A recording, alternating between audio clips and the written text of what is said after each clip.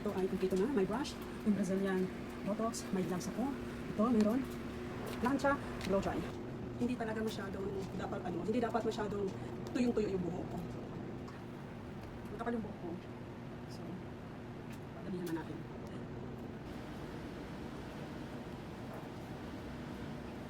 So, 45 minutes. So, ayan guys, yung kala. At marami pa. Baka ibabalik ko to doon.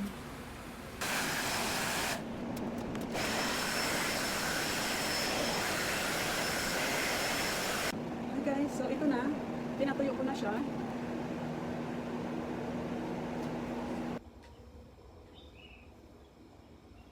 Hi guys, so ito na yung buhok ko. Ayan o, ang ganda.